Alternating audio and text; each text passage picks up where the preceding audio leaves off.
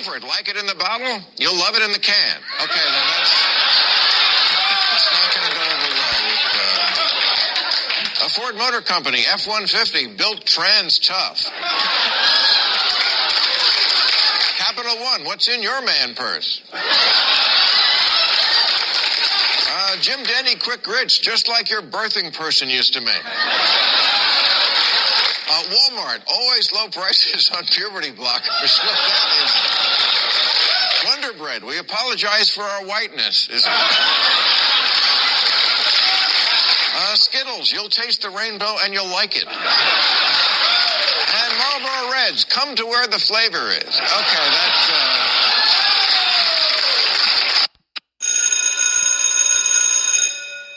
Good morning. It is Saturday, May the 6th, and this is The True Conservative. Welcome to all the butchers, bakers, and candlestick makers out there. I'm Ron, your host, and the only true conservative in the United States today.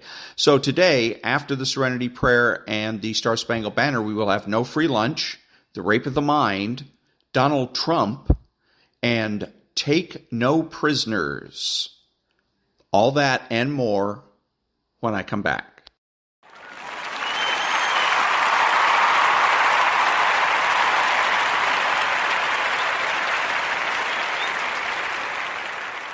God, grant me the serenity to accept the things I cannot change, the courage to change the things I can, and the wisdom to know the difference. Amen. Ladies and gentlemen, please remain standing and remove your hats for the national anthem of the United States of America.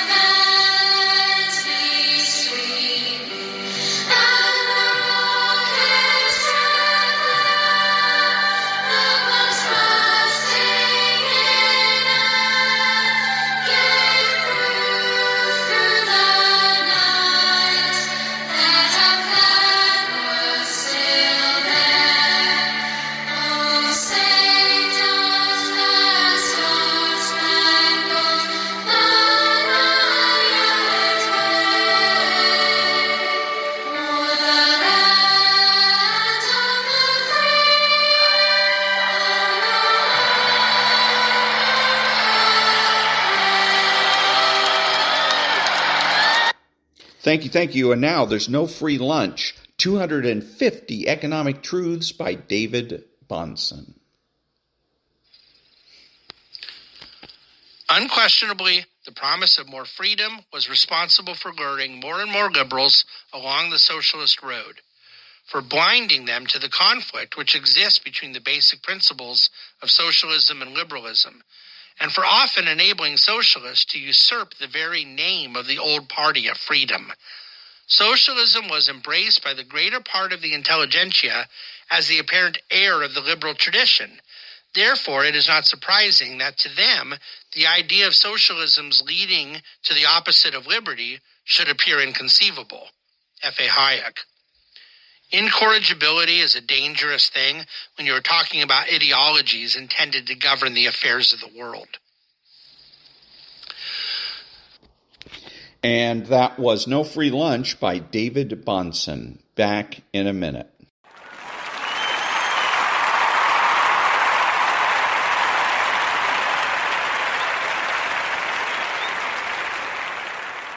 Thank you. And now we're going to have the rape of the mind. The trial as an instrument of intimidation. Man's suggestibility can be a severe liability to him and to his democratic freedom. in still another important respect. Even when there is no deliberate attempt to manipulate public opinion, the controlled discussion of legal actions, such as political or criminal trials in newspaper headlines and in partisan columns, helps to create a collective emotional atmosphere. This makes it difficult for those directly involved to maintain their much-needed objectivity and to render a verdict according to facts rather than suggestions and subjective experiences. In addition, any judicial process which receives widespread publicity exerts mental pressure on the public at large. Thus, not only the participant, but the entire citizenry can become emotionally involved in the proceedings. Any trial can be either an act of power or an act of truth. An apparently objective examination may become a weapon of control simply by the action of the suggestions that inevitably accompany it. As an act of power by a totalitarian government, the trial can have frightening consequences. The Moscow Purge trials and the German Reichstag fire case are prime examples. We do not, of course, have such horrifying travesties on justice in this country, but our tendency to turn legal actions into a field day for the newspapers, the radio, and television weakens our capacity to arrive at justice and truth. It would be better if we postponed discussion of the merits of any legal case until after the verdict was in. As we have already seen, any man can be harassed into a confession. The cruel process of menticide is not only the way to arrive at this goal. A man can be held guilty merely by accusation, especially when he was too weak to oppose the impact of collective ire in public opinion. In circumstances of abnormal fear and prejudice, men feel the need for a scapegoat more strongly than at other times. Consequently, people can easily be duped by false accusations which satisfy their need to have someone to blame.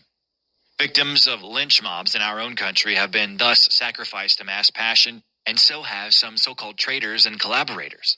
In public opinion, the trial itself becomes the verdict of guilty. The congressional investigation. And that was, let's see here, the trial is an instrument of intimidation from the rape of the mind. Back in a minute.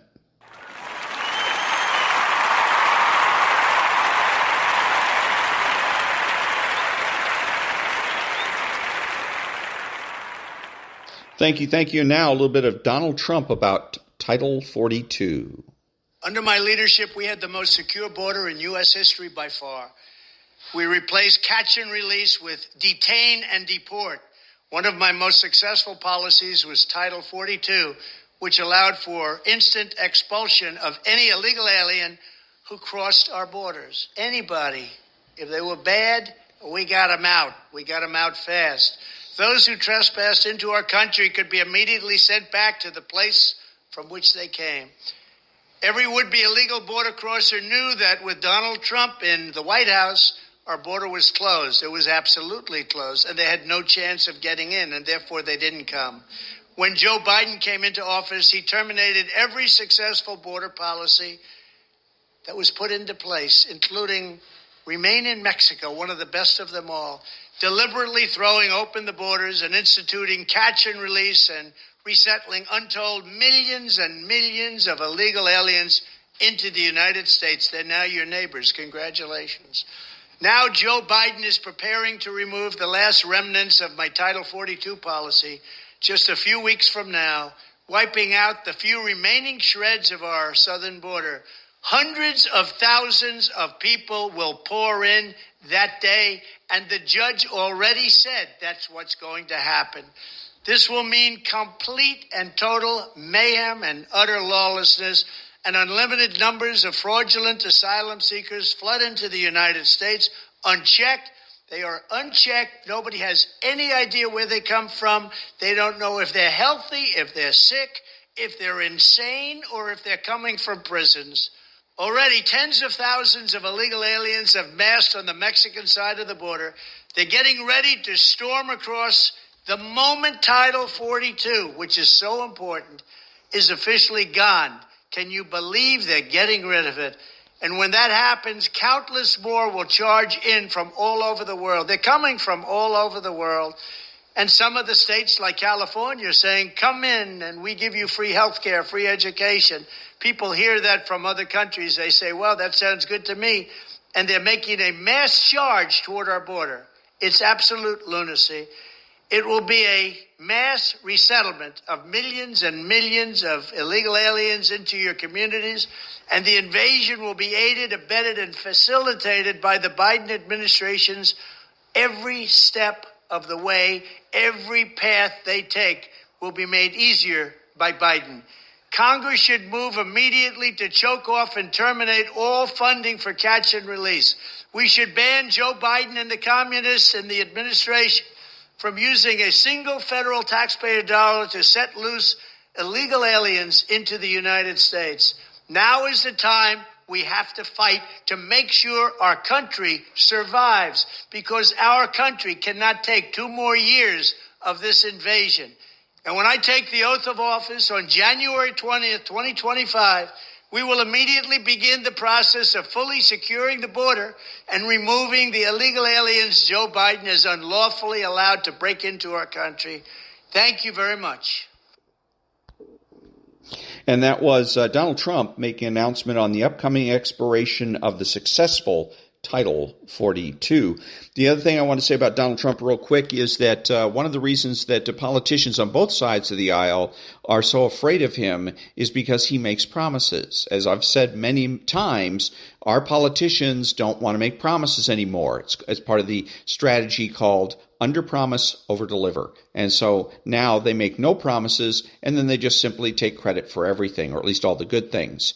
When Donald Trump is now bringing back the idea of making promises, Donald Trump could do even better by insisting that all politicians make promises and insisting that the voters hold the politicians accountable by insisting that they make promises. And if they refuse to make promises, the voters should make them for them.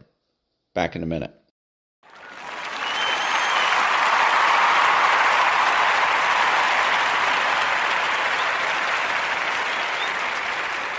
Thank you. And now, David Horowitz and Take No Prisoners, Chapter 2. Chapter 2. Defend Our Country. Republicans have been a minority party for all but 12 of the years since the Second World War.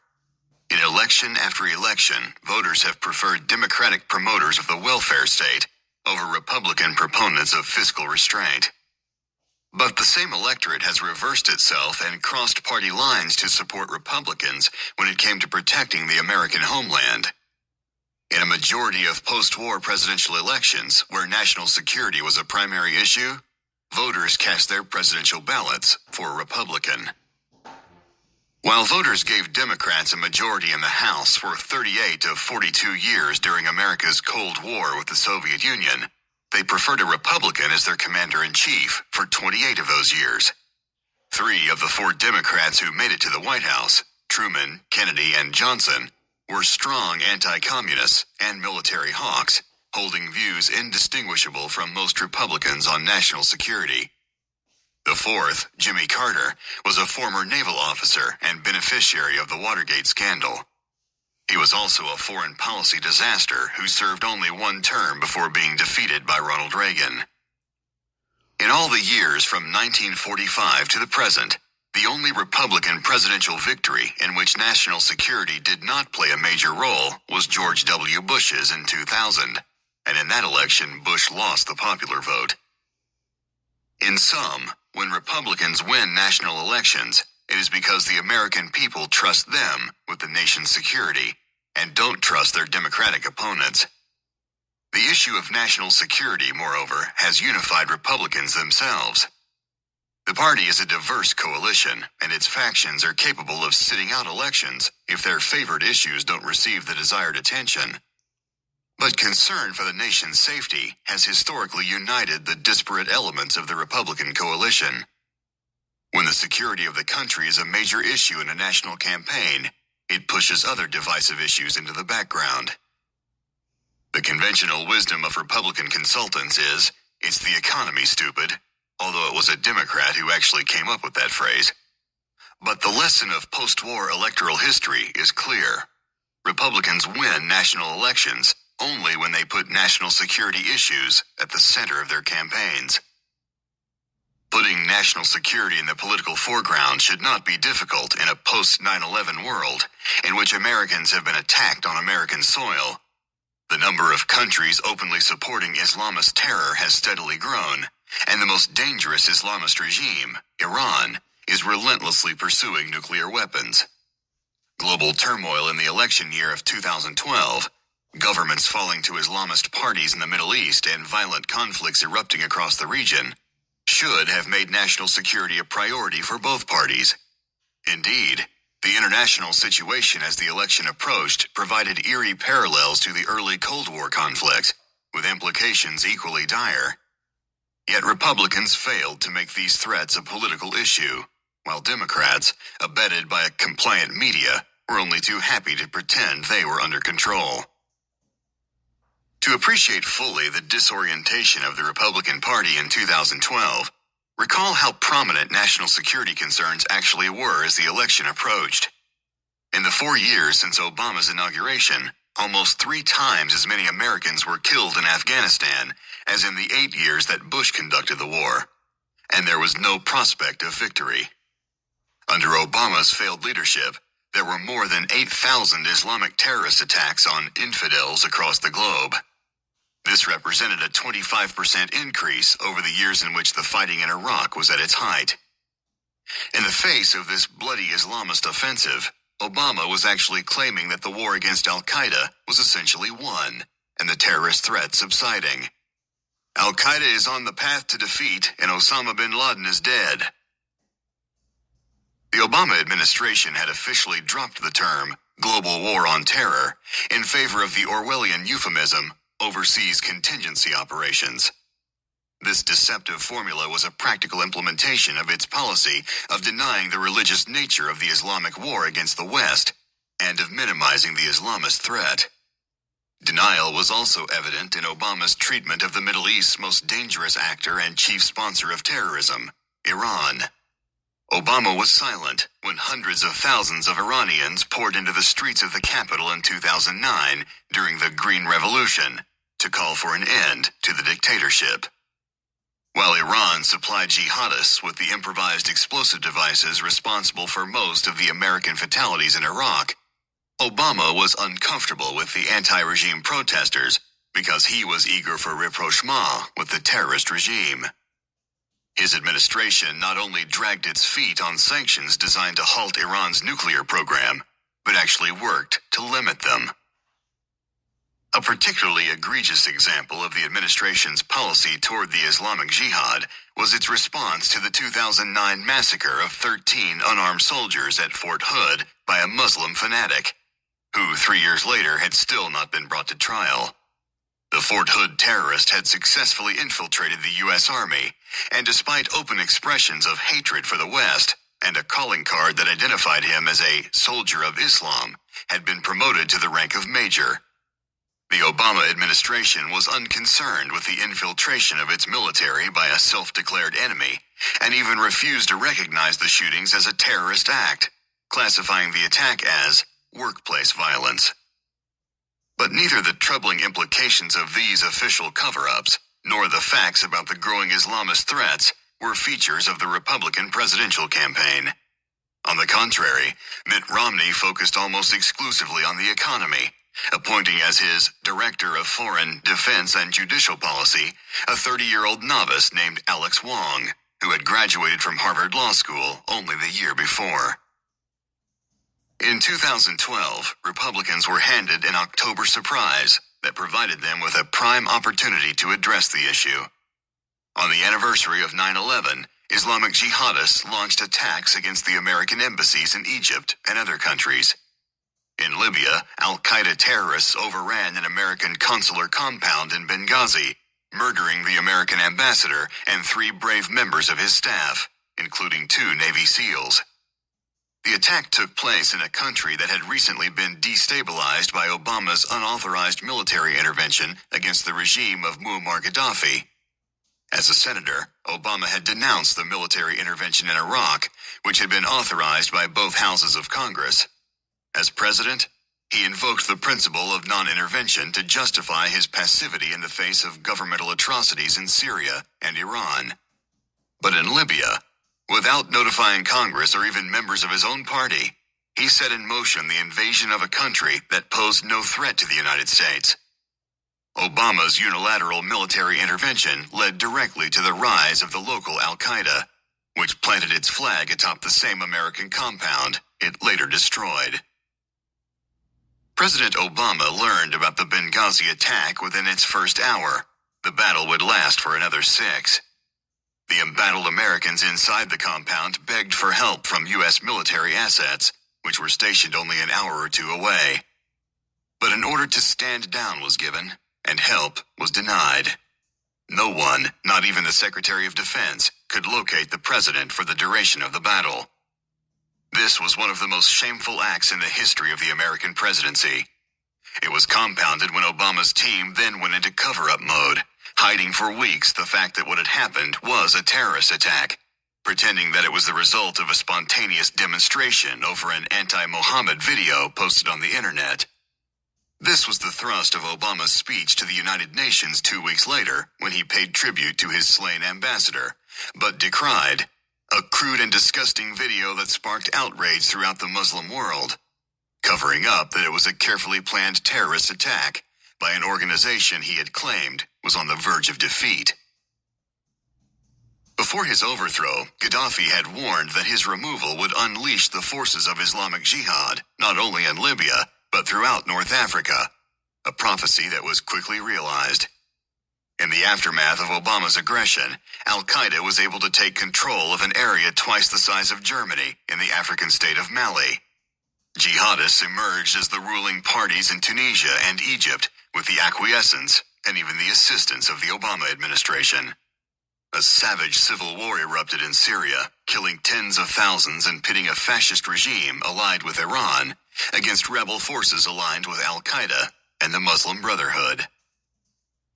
As these disasters unfolded, the White House not only failed to oppose the Islamists, it armed and enabled them.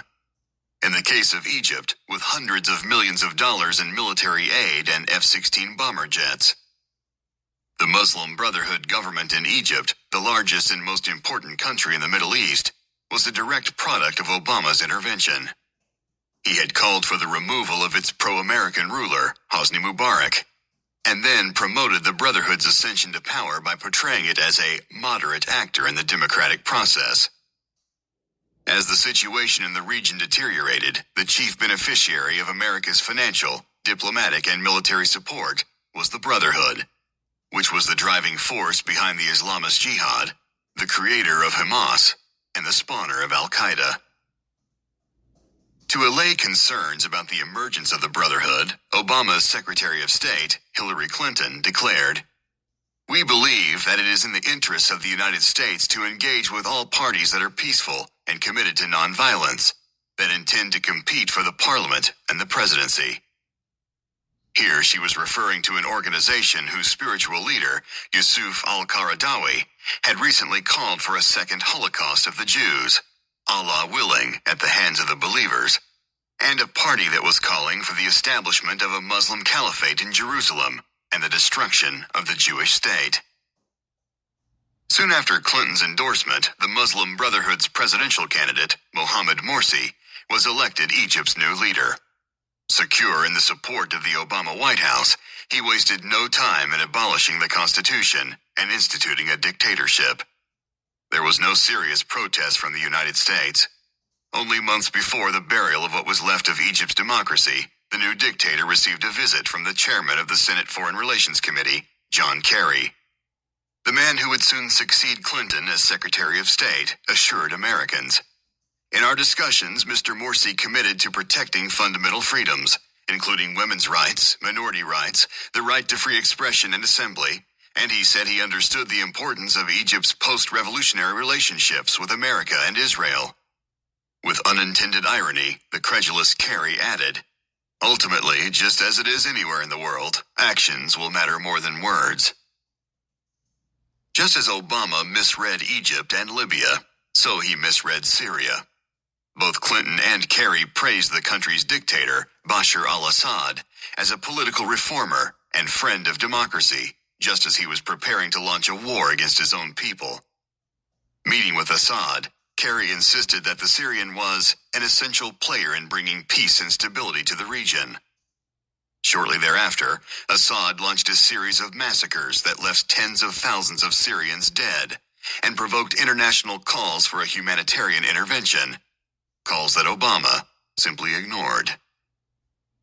During the last months of the 2012 campaign, Obama's policies were imploding all over the Middle East.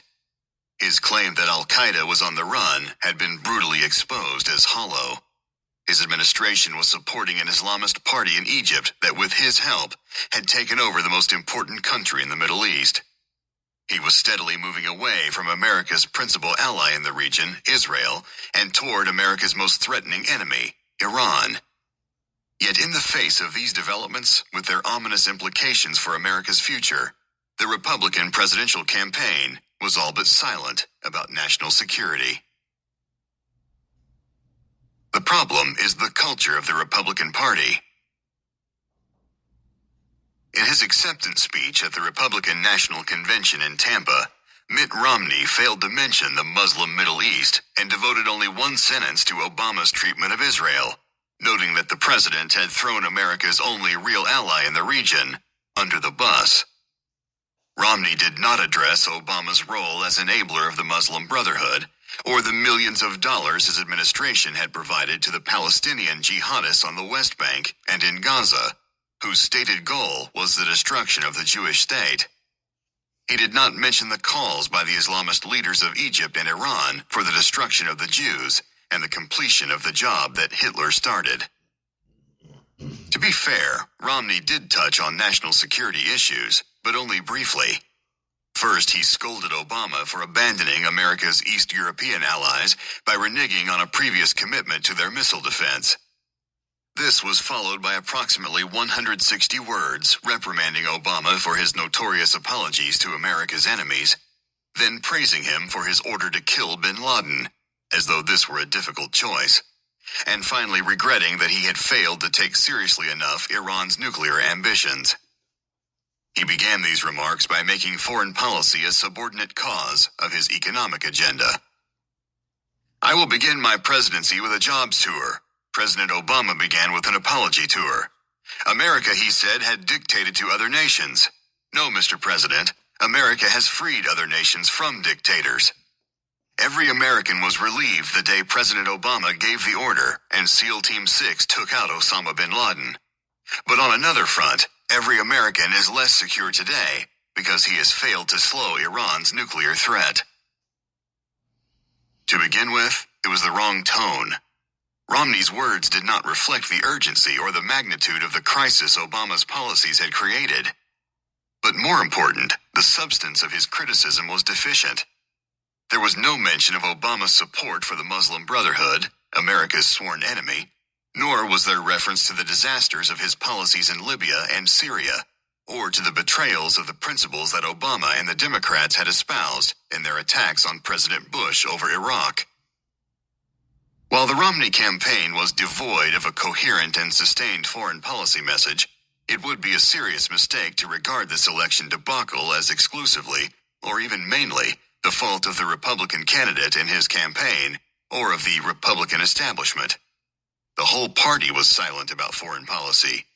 Super PACs, forbidden by law from communicating with the campaign, but deploying hundreds of millions of dollars to shape the anti-Obama message, had also focused on the economy and failed to address the foreign policy disasters of the administration or the national security threats they had magnified by their actions. The Crossroads Super PAC is headed by Karl Rove, who can fairly be linked to a Republican establishment.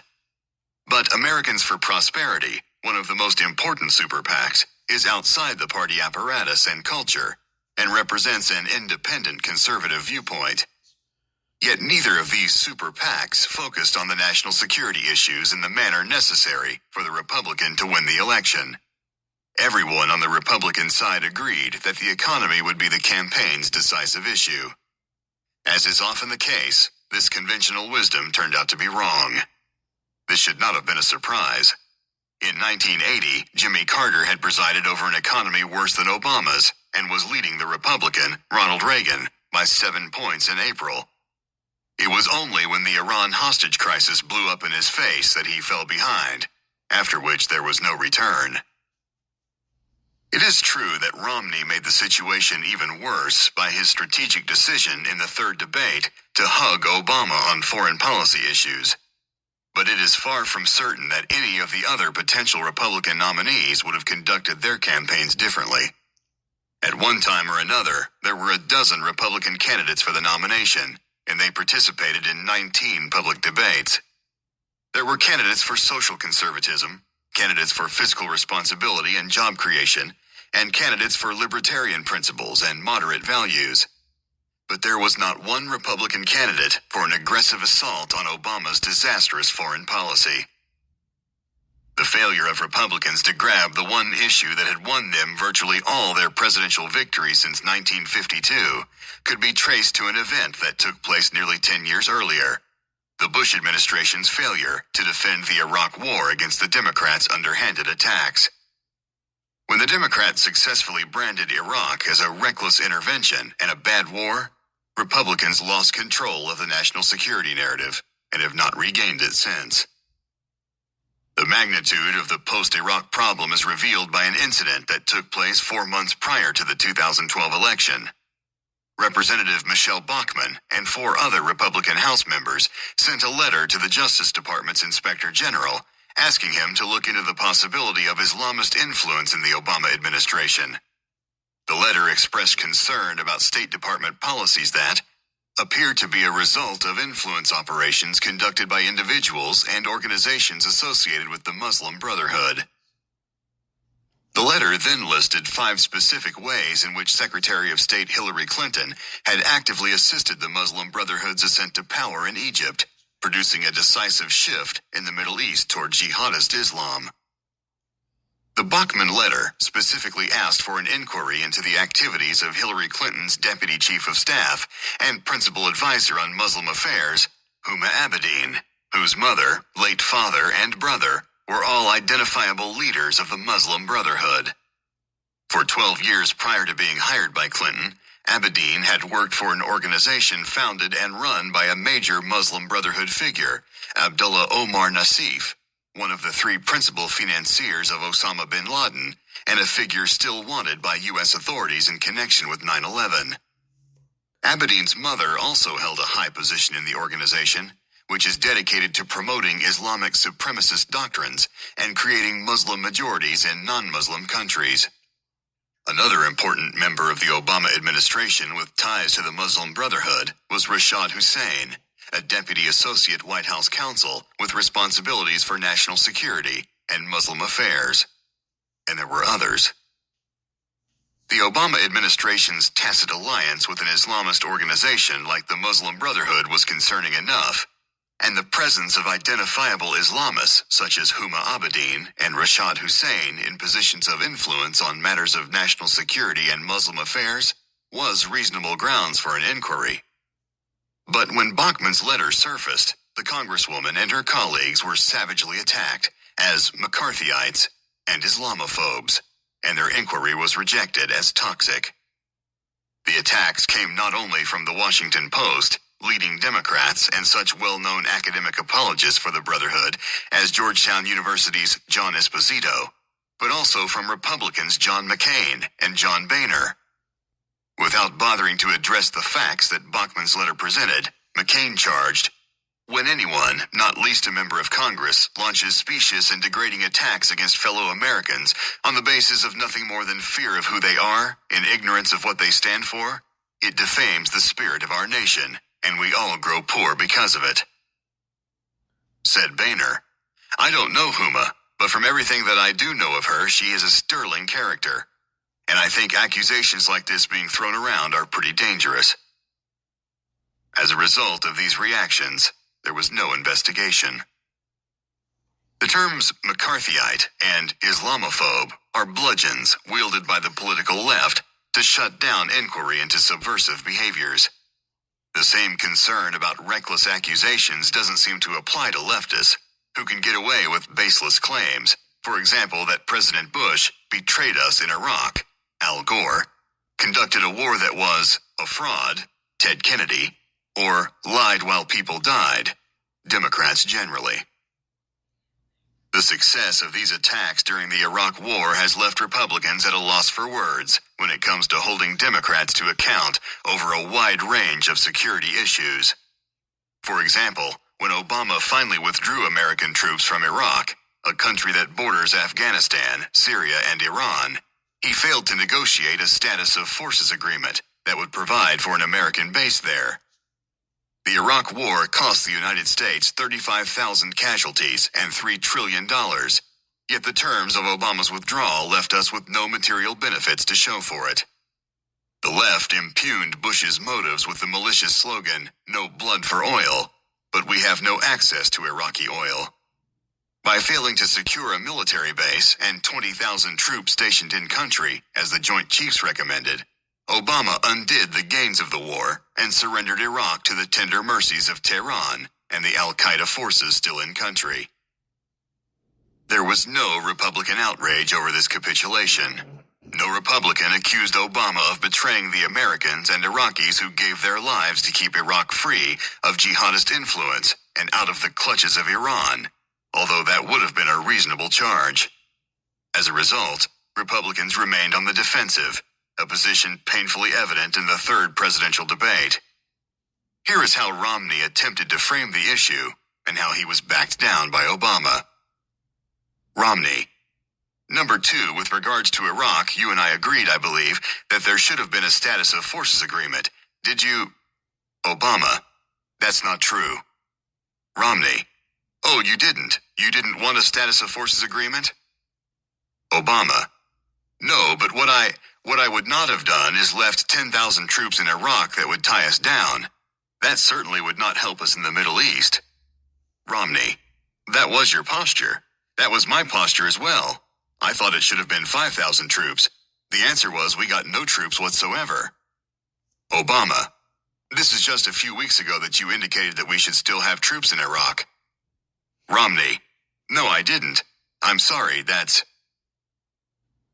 Romney not only failed to put Obama on the defensive for having failed to secure a military base, he backed down from even the minimalist suggestion of 5,000 troops. He was worried about looking like a warmonger or a reckless neoconservative for insisting that America should maintain a military presence in a country which thousands of Americans had died to defend, and which was strategically situated between Iran and the Arabian Peninsula, the crucible of the Islamist jihad. More important, Romney was not alone. Although the betrayal took place during a presidential election year, no other notable Republican uttered a word of protest. Recapturing the national security narrative. The moment Republicans lost the upper hand on national security was in June 2003, just 3 months into the war in Iraq and only 6 weeks after the U.S.-led coalition forces had toppled the Saddam regime. That month, the Democratic Party launched a national campaign against America's commander-in-chief, claiming that he had lied to the American people to lure them into a war that was unnecessary, immoral, and illegal. Until that moment, the conflict in Iraq had been supported by both parties and was regarded by both as a strategic necessity in the war launched by Islamic terrorists on 9/11. Saddam Hussein had launched 2 aggressive wars in the Middle East, murdered 300,000 Iraqis, used chemical weapons on his own citizens, and put in place a nuclear weapons program, thwarted only by his defeat in the 1991 Gulf War. Over the next decade, his regime defied 16 United Nations Security Council resolutions attempting to enforce the Gulf War truce and stop him from pursuing weapons of mass destruction. In September 2002, the Security Council added a 17th resolution, which gave Saddam until December 7th to comply with its terms or face consequences. When Iraq failed to comply, Bush made the only decision compatible with the preservation of international law and the security of the United States by launching a preemptive invasion to remove the regime. 2 days prior to the invasion, the Iraqi dictator was given the option of leaving the country and averting the war. He rejected the offer, and a U.S.-led coalition entered the country on March 19, 2003. The attacks of 9/11 had been made possible because of the safe harbor provided by a rogue state, Afghanistan. In response, President Bush had declared that America would regard as enemies any regime providing support for terrorists.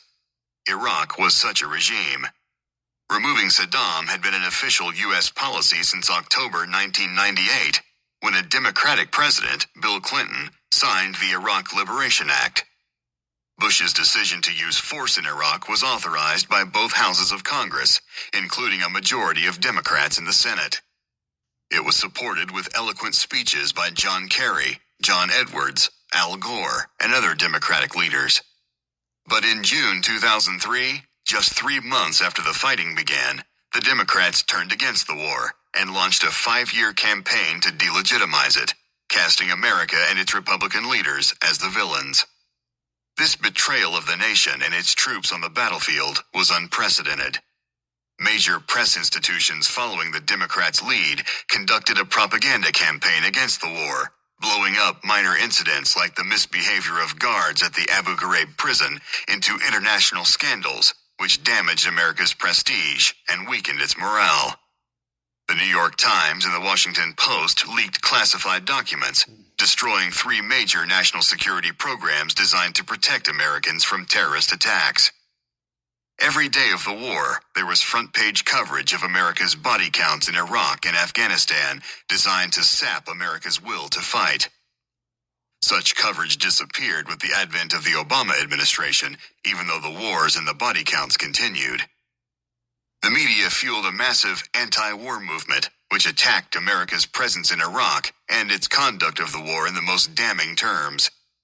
The Democrats' break with the post-war tradition of bipartisanship in foreign policy was all the more unpalatable because they had authorized and supported the war in the first place. But Republicans didn't lose control of the national security narrative merely because Democrats betrayed a war they had encouraged. They lost it because they never held the Democrats to account for their betrayal. They never suggested that the Democrats' attacks on the war were deceitful and unpatriotic and jeopardized American lives. They never answered the Democrats' attacks by exposing their hypocrisy or by characterizing their reckless accusations against the administration as sabotage of the war effort. Fear of the media's reaction even kept the Bush Justice Department from indicting those who had leaked classified information, though they had clearly violated the Espionage Act.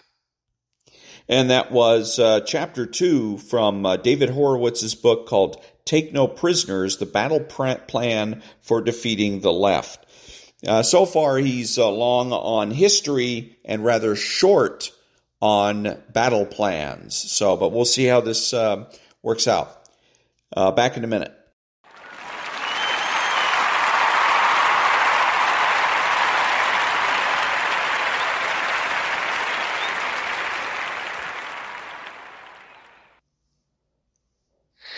Oh, beautiful for spacious skies, for amber waves of grain, for purple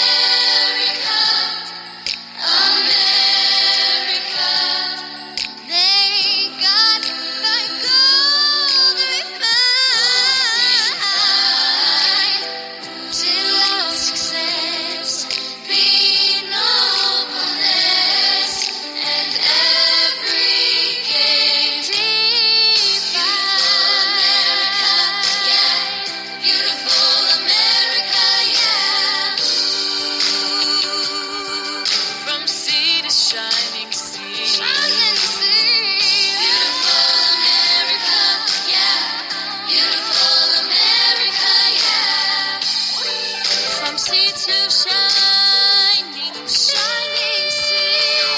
Oh, beautiful formation tree that sees beyond the years. Thine alabaster cities gleam, undimmed by human tears.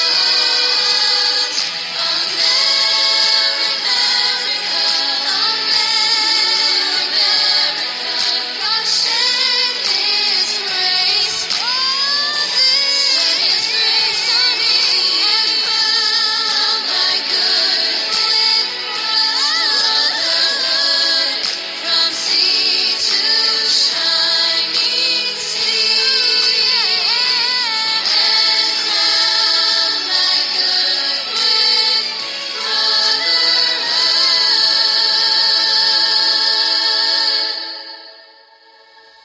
From sea to shining